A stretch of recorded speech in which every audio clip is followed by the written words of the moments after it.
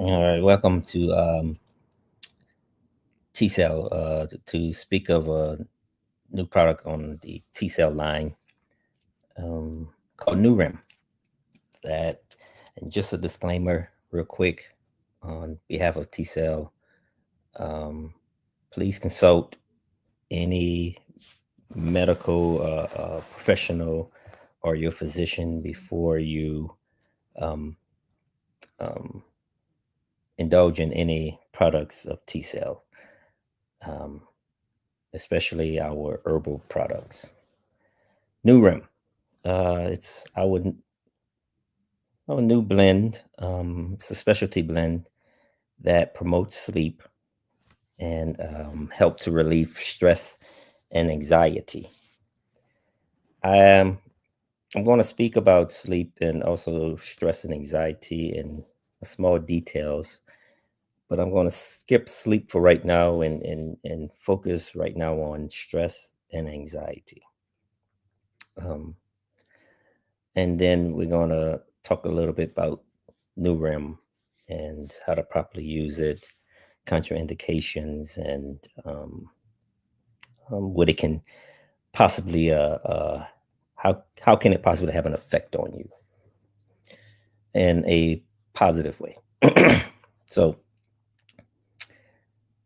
in our formulas, our specialty teas, it's formulated uh, professionally, creating what I like to use the word balance. Um, that's not always one issue. If you do have a problem with one thing, sometimes it tends to be other factors that's involved, and you don't want to conquer one problem without conquering the others, because in herbal medicine or any kind of holistic measurements, you want to, even like in massage therapy, you want to balance. You want to, whatever you do to one side, you got to do to the other. So, um, not to get into great detail on that, stress and anxiety um, can when I like to say, I've always said, and I have past videos on a video on this. Um, when you talk about herbs and teas and things of that nature, they are more so what I like to call tertiary mechanisms, uh, meaning I like to use primary and secondary being your diet and your exercise. And diet and exercise can also be interchangeable between one and two. But I like to say teas and herbs, um, holistic type of treatments, are tertiary, because if you're drinking teas or you're taking herbs or you're getting massages or you're getting all these holistic um, measurements to your body, if your diet and your exercising is off, then it can't say it won't work, but it'll be harder for a massage to take and affect what it needs to do, or an herbal treatment to take an effect, or it may not take an effect at all. So that's why I like to say, um, uh, diet and exercise is primary, secondary, interchangeable, and teas and herbs can be more tertiary. So when we talk about stress and anxiety, we have I look at things as external and versus, or external to internal, meaning things that may happen, a lot of things that happen outside of your body has a profound effect of things that will cause problems inside the body. So when we talk about stress and anxiety, if you're taking care of your body properly, which is very hard to do, but if you're taking care of your body properly, um, your organs and things, your body don't go through too much stress. The only stress that comes in, if it's coming externally, or if for some reason your organs are your body is breaking down for whatever reasons. But in this case, we talk about stress and anxiety. Most stress and anxiety comes from external, episodes that can have an effect on you internally and cause exhaustion and cause other problems inside the body. Uh, so, example, an external stress will be like your job, right? There are some stresses that you can get get rid of, but then there's some stresses it's just hard to alleviate, and that's I like to say before you do teas and herbs and all these other. Uh, if you're under some type of anxiety or stress, you have to first find out what is causing the stress, what is causing the anxiety. Do your best to either eliminate it or limit it. And I say eliminate it and or limit it due to the fact that, for example, let's say your job is giving you stress, and you can't eliminate your job altogether. You have to have a way of living, right? So you might can limit it. Um, uh, Depending on what is the thing that is causing you to be stressed at your job. Um, Limiting can be going talk to others about what's happening if something's bothering you. Maybe taking some time off. Whatever you can come up with that can help you limit um, the stress or the anxiety that you're feeling from your job. What I like used to tell people is one of the things I would recommend doing to limit stress from your job um, is to find a hobby, and find something outside of your job to do that you love to do or grow love for, gardening, writing, whatever it is that doesn't consume your life with your particular job. Um, Pretty much, going to work is work, but then after work or doing work, your mind is on this activity that you're doing outside of your job that gives you some other purpose or some other meaning. Because some people can have a job and that their life is so consumed in that job, and if that job is stressful, then your whole life is stressful. So find something else outside of your job that you can do. So while you're at work, you're doing your job, but then after your job, you got other things you're doing in your life that gets your mind off your job for what the remaining hours of your day aside from work. So going back to stress and anxiety, and using an example of work. So if there's something bothering you, trying to either eliminate it or limit it as much as possible. Because now what's going to start happening is your body's going to start getting affected due to the stress and anxiety, headaches, muscle aches. Um, and if you go deeper into the body, stress on your organs. And when we speak of anxiety and stress, we particularly want to focus our attention on the adrenal glands, which is a little glands that sits on top of your kidneys that has a lot to do with the regulation of stress and anxiety. Um, so again, if you have these external mechanisms that can cause internal problems, then what you're starting to do is put stress on your organs. And when you start to put too much stress on your organs, you can start to cause major problems. That's why I go back to what I stated earlier. You want to balance anything. Example, with urine, you want to keep an eye on the color of your urine. Most people that think that having clear urine is oh, you're great. Well, that's true to a certain extent. Um, you want to have a little yellowish color to your urine. You don't want it too yellowish, dark gold, anything like that.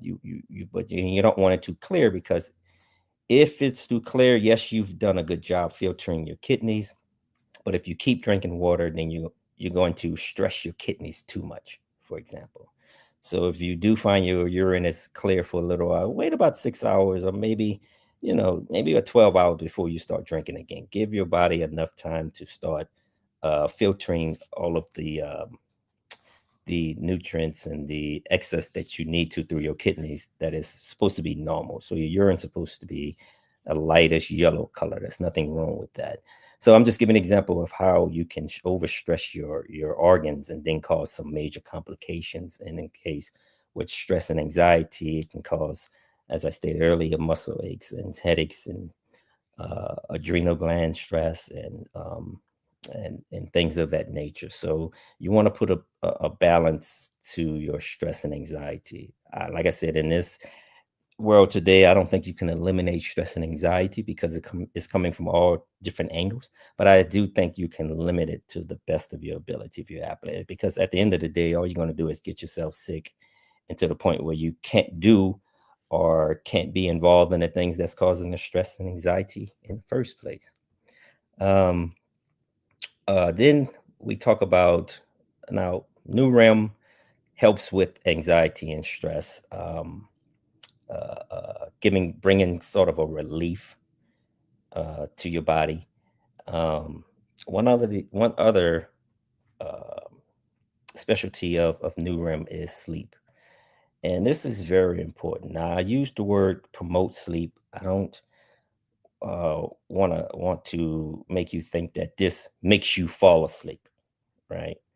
But it does promote sleep, and I say that because unless you're taking some high sedatives or something that's really up there, um, sleep can be you can use it, but really, honestly, um, give me a second here. All right.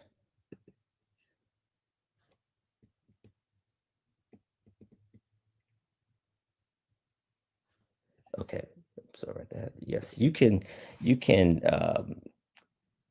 if your body's not relaxed or if you got a lot on your mind or you just sometimes you just can't go to sleep no matter how tired you are. You just can't go to sleep because you may be in a high REM state where you might close your eyes, but you got so much on your mind. Your mind is not even settled. So um,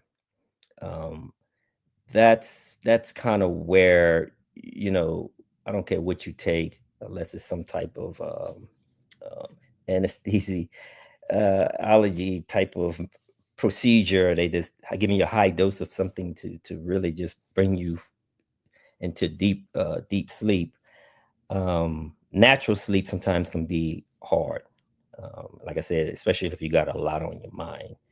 So I like to use the word promote it because um, even though this particular specialty tea can relax your body, you got to force yourself or exercise going to sleep on times, maybe like every night, same time every night, and then your body starts getting used of it. Um, you have to find a way to make yourself go to sleep. Whether it's something that's bothering you, you can't get off your mind. Well, you have to get rid of whatever's bothering you. Or like I just stated, try to go to bed at the same time every night. That's something you can do. But this tea here, I'm not going to tell you, oh, okay, I drank it and then all of a sudden I'm asleep. Um, but it will promote and help because what it does, it relaxes you to the point where if your body's already tired and now we're relaxing your nerves and bringing your body into a homeostasis point, then it's easier for you to go to sleep, if that makes sense. Um, Sleep is very important. As you know, that if you don't get the proper sleep alongside with dieting and exercising, then you can cause more issues with your body, right? If your body don't get uh, the right amount of sleep a day. Some people say 8 hours, but as you get older, your body requires a certain, everybody's different of requirement of your body getting a certain amount of sleep so that you can not only function throughout the day, but also keep your body healthy. So if you're tired and if your body's off, things are just not right, you're gonna begin to start snoring because snoring can be contributed to your body being in great fatigue. the muscles in your larynx and in your oral nasal area are not relaxed. And what can happen is you start snoring, then you can start causing infection or inflammation in your nasal cavity. um, Most people don't know your nose is like an air conditioner, right? It deals with cleaning and filtration. You have hairs in your nasal cavity for protection against bacteria and other objects that the body don't want in there. So sometimes when you snore, you can cause inflammation. Then you can open up things of that nature to cause complication in your nasal area. So you want to make sure you get uh, proper diet, proper exercise, where your body becomes naturally tired, where you can relax, hopefully eliminating the process of snoring. Again, this blend does not promote. I'm sorry, does not um, make you go to sleep, but it will, with other factors involved in it, it will help you to relax your body on top of your body naturally being fatigued to help you sleep well. Um, Now, I want to go into what organs that can be affected if you are under stress, anxiety, and sleep. I think we mentioned one already. The adrenal glands can have an effect on if you're stressed and having anxiety, and your lungs, as you know, with sleeping. If you're uh, when you're asleep, you pretty much have a normal breathing pattern that's natural. Um, so if you're sleeping well and it's a proper sleep, then you're not putting too much strain on your lungs, especially if you're snoring, correct? So also your brain has it's being stressed if you're not getting enough sleep, and also if you're under stress and anxiety, your brain can be affected by that. You're not, if you're not getting enough sleep, then you wake up the next day to go to work or go with your normal day. You can't think clearly, and then over time, it's going to have some type of effect on your brain. And now I'm going to go through large intestines, your liver, and also your gallbladder. But this is getting more into Chinese medicine and things which I've studied. When you deal with in lungs, large intestines, liver, and gallbladder, between the hours of 11 and 5 is when your lungs, large intestine, liver, and gallbladder are at a state where it's trying to replenish itself, or it's starting to uh, uh, uh, sort of clean itself out and get it prepared for the next day between the hours of 11 p.m. and 5 o'clock a.m. So Um, if and the reason I put those there because that's your sleep time, right? Now, naturally, you would want to go to bed much earlier than that, right? But this is a different type days in our lives where sometimes you're just not able to go to bed at 7 o'clock in the evening, or not 8 o'clock at night, or nine, which is proper hours of sleeping, even earlier, maybe 6 o'clock. But very few people can do that. Um, so yes, your large intestines, your liver, your gallbladder, and your I'm sorry, your lungs can have an effect because those are the organs are that needs that does this regeneration between the hours of 11 and 5. So if you're not asleep and you're up and you have an anxiety, then of course those organs can't do what it needs to do to replenish itself. Um, and then now, if your large intestines and liver and your gallbladder, now you can't get rid of toxins and you're starting to have stagnation with your blood. You're not digesting your food well. You're having constipation problems and all those uh, problems that can arise from the malfunctioning of those particular organs. So we have your lungs, we have your adrenal glands, we have your brain, your large intestines, your liver, and your gallbladder are organs that can be affected if you're not getting enough sleep. and you're dealing with stress and anxiety. Now, I'm moving on to the NuRem, the tea itself. Okay, so as I stated before, I've studied many years of how to blend herbs and blend tea. So, and for a traditional Chinese method, medicine method. So, when I do my blends, I do it with perfection, with numbers, with carefulness, and also, as I mentioned earlier, with balance. I want to make sure I'm helping one area and not hurting the other, because sometimes you can help one area and hurt the other. But I want to make sure I'm helping this area, and I'm also going to make sure the other area doesn't get affected and it stays in a balanced state, which is why I have it as promote sleep, calming effect, relieve stress, balancing of nerve, and homeostasis. All right. Um, so with NuRem, it's as I stated, the effects is to help calm the nerves in the body, and bring balance to the nervous system in your breathing. And with that, it can induce or help formulate a proper sleep. Um, it isn't, it, they do have herbs in it. So if you're going to prepare this particular tea, you want to have your water, filtered water, clean water, at 212 degrees Fahrenheit, 100 degrees Celsius. And you can steep it between between the minutes of 5 to 7 minutes. Now, I'm not worrying too much about the 7 minutes, because it is a tisane, which is an herbal tea.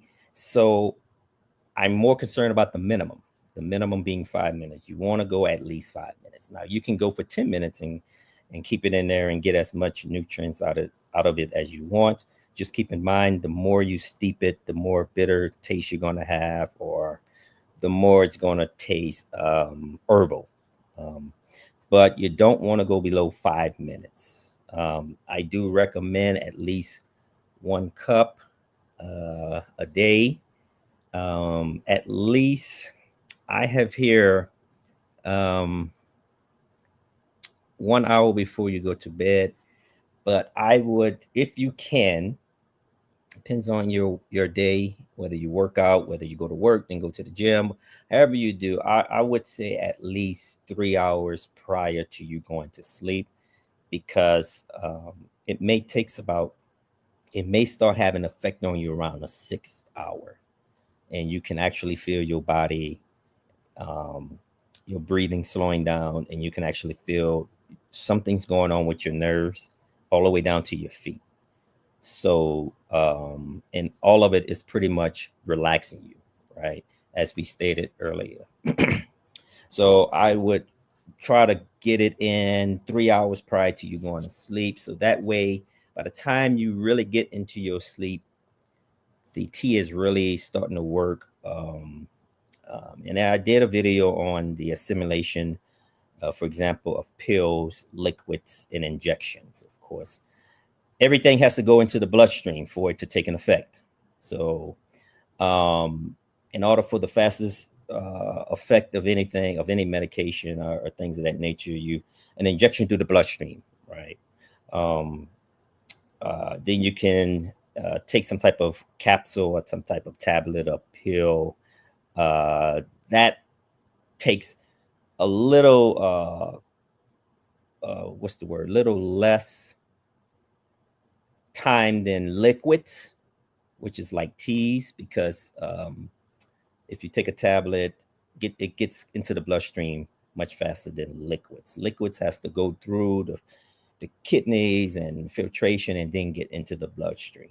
So tablets and liquid can be interchangeable. It can be side by side, not that much of a difference. But so by the time you drink the tea, you know, 3 hours later, it's starting to really get through the bloodstream and starts getting to where it needs to go biologically to take an effect for whatever that herb or that flower or that tea or whatever it's in the tea. um, biological mechanisms to target that particular that particular function. So again, I would say at least 1 cup a day just to start off. You don't want to do it when you're about to go to work because your body's going to start relaxing, and you don't want to do it before the gym. Like I said, I would do it right 3 hours prior to you going to bed, preferably with something to eat.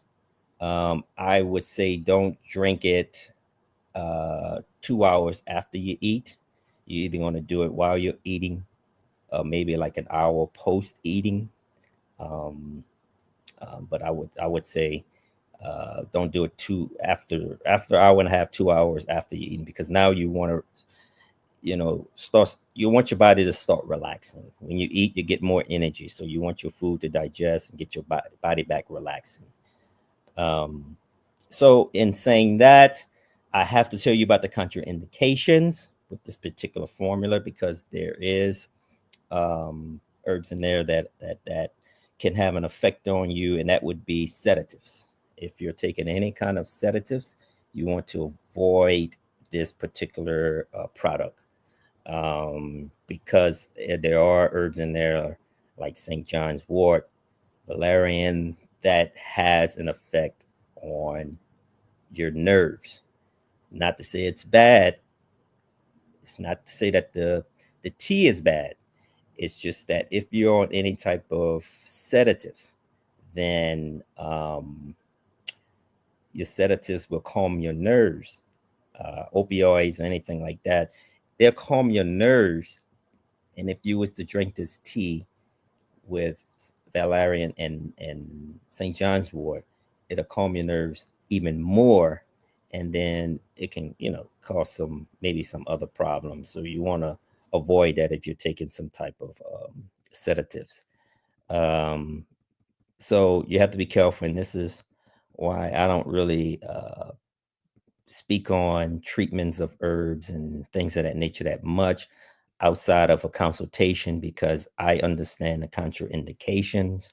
And not all, even though herbs may be good for you, but not all herbs are good for you. Meaning, if you're taking some type of pharmaceutical medication prescribed from your physician, some of those pharmaceuticals can have conflicts with certain herbs. So you got to be very careful when you're taking some type of herbal treatment, which is why I said earlier that if you please consult your physician or medical professional before you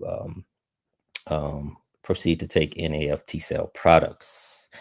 So with that said, I'm going to end it, and that was just some information about our new tea, and our new line. More to come. Our next one we're going to be bringing out is to help you maintain weight. And I capitalize every letter in maintain weight, and I'll get more into that at that time. But I want to thank you all for joining in, and or listening or reviewing this. Um, and hopefully, if you do purchase hopefully it has an effect on you in a positive way. And if you have any questions, please reach out to us anytime. Um, and thank you again, T Cell.